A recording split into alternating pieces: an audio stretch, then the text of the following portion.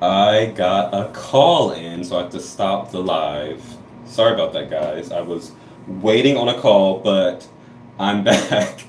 Um, Sorry about that. So, um, as a rewind, I said that in this particular episode that it's about resiliency, hiding in plain sight, how local queens treat headliners, especially queens from Drag Race, and kind of like touring queens, and regret.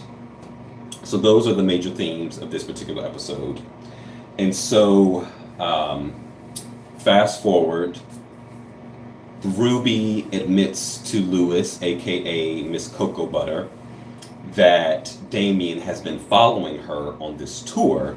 So Lewis calls the detective that he has been working with, and that detective calls a local police officer in Louisville. The episode is titled Louisville or Louisville. I can never pronounce that. And that detective tells Ruby that she needs to inform other drag queens about Damien so that he won't manipulate any other drag queens and steal money from people that she may know and just queens in the community. Ruby says that, know that that would like destroy her if she had to admit that Damien stole her life savings. So she's like, she's not going to do that. So later on in the episode, AJ has Ruby's cell phone and basically finds a picture of Damien and creates a post using Ruby's social media. And the very next day, Ruby's cell phone starts blowing up.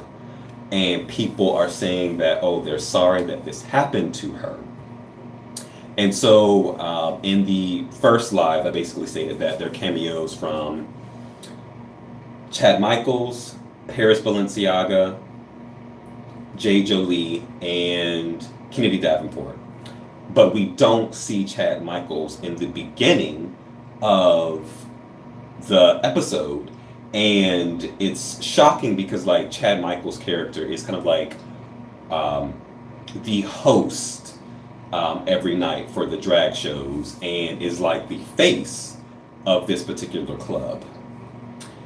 And Chad Michaels' character, which I don't remember his name, also does share at this particular club, which Chad Michaels is legendary for. And so Ruby is kind of like confused as to why Chad's character isn't there. We learned that Chad Michaels' character has been calling out sick for like 3 months. And so she actually calls Chad Michaels' character, but doesn't get a hold of the character. Chad Michaels calls Ruby and says, Damien also hustled me out of a large sum of money as well, and that's why I have been MIA from the club. So Ruby and AJ go to visit Chad Michaels' character and really coaches him into getting out of a slump and to perform at the club. And the cool thing is that Chad Michaels' character performs Waterloo, which I've never heard that song before, but it's a Cher song, and there are a lot of kind of like historical references mentioned in the song. While so Chad basically bounces back. And that's a moment of resiliency to be able to snap out of a funk that you're in. And so I love that storyline. And while, but before Chad performs, um, Chad tells Ruby that Damien never kissed her, and Ruby says that he is like the best kisser that she's ever been with. And so that kind of like depresses Chad a little bit before performing on stage. So in the number, Chad sees two couples kissing in the audience and kind of like retreats back into the negative space where she was. And Ruby is very fast and like calls her name from the sideline and starts doing these like iconic share moves and starts lip syncing to the song to snap Chad out of it. And so Chad bounces back and performs the song beautifully. And Ruby is up next on the stage, and she has had so much conflict with the local queens that she has this beautiful number to Sia's chandelier. And she's wearing this kind of like this outfit that it looks like a chandelier was smashed and created to make this kind of like catsuit garment that's dripping in kind of like these really cool crystals or pieces that resemble what you would see on a chandelier. And so she has rehearsed this piece where at the kind of like climax of the song, she rises up in the air. And so while she's singing, we see some of Brianna, AJ's mother, working the streets back in New York, and how she has just let drugs ruin her life and her relationship with AJ. And it's a really fitting song. And the song is also, to me, the song is about someone who doesn't care about what other people think of them, even though it has kind of like a party reference, but it's like someone who is able to rise above the opinions of others. And so the moment where we hit the climax, the original stagehand that was working with Ruby to move her up into the air, the local queens paid him not to be there, so it's the manager of the club who is behind helping her rise up in the air. And because he doesn't know how to do it, he is doing these kind of like jerky movements, and Ruby goes up too fast into the air, and so it startles her and it ruins the performance. And so she's like, not lip syncing, she is trying to like figure out what's going on.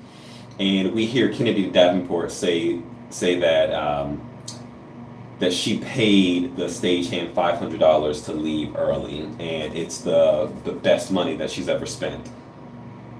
And I know that like stuff like this does happen in the drag scene, which is really unfortunate. We should all love each other in the community. And so the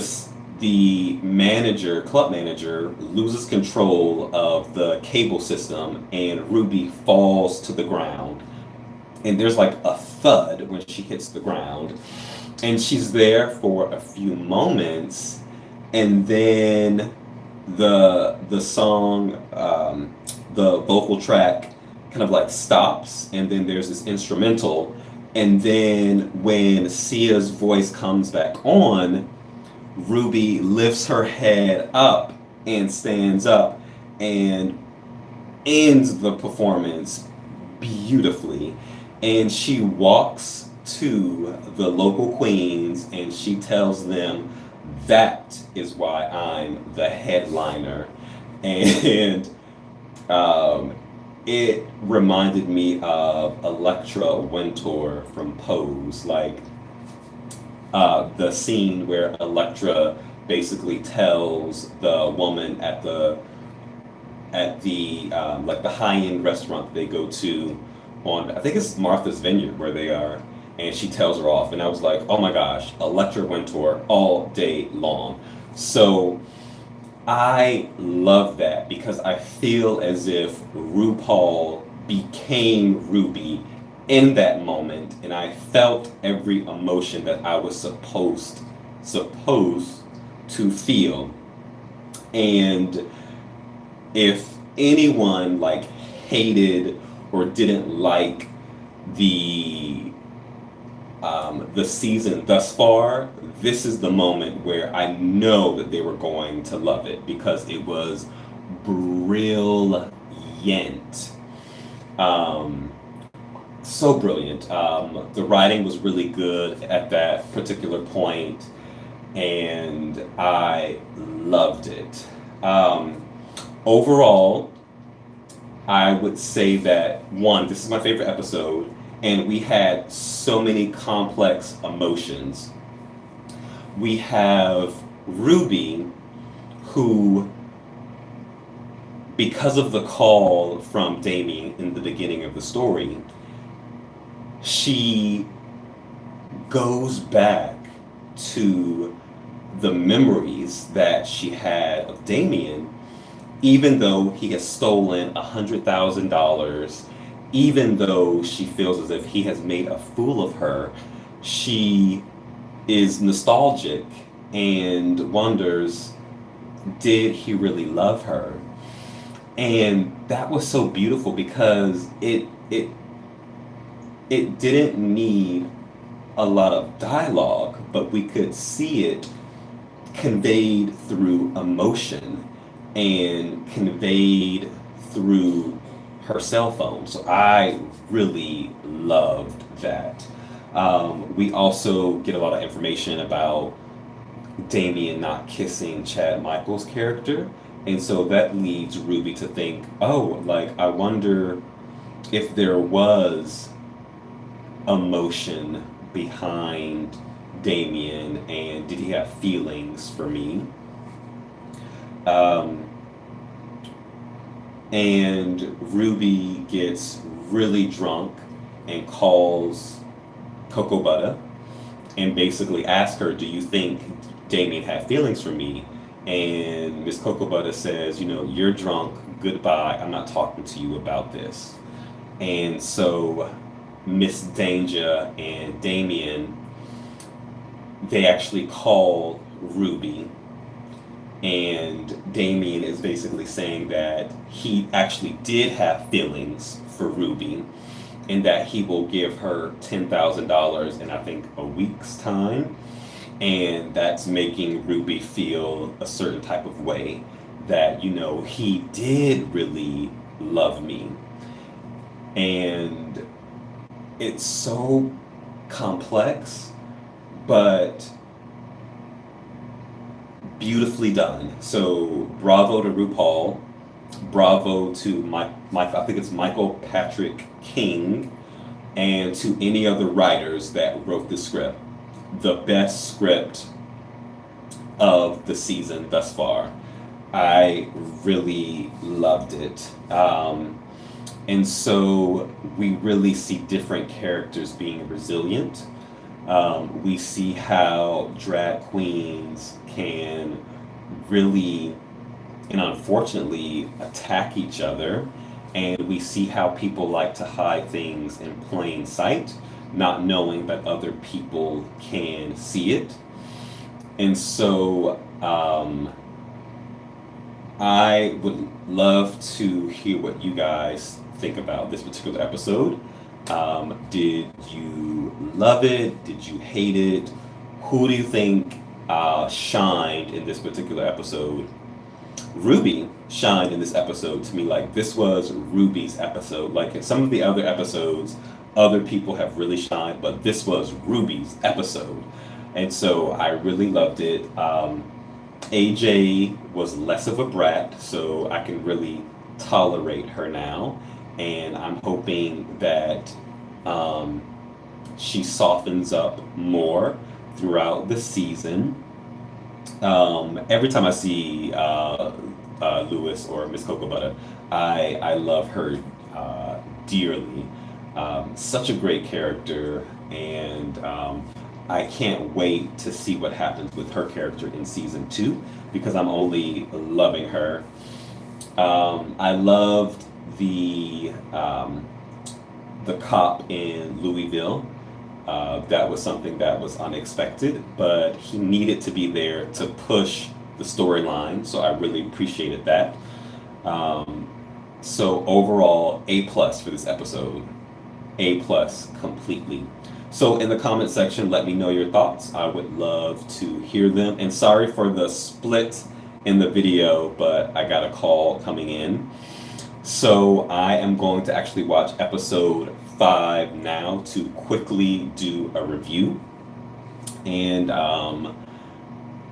I am just excited about episode 5. It's a different city that they're going to, so I'm excited about that. So until next time, have a great day.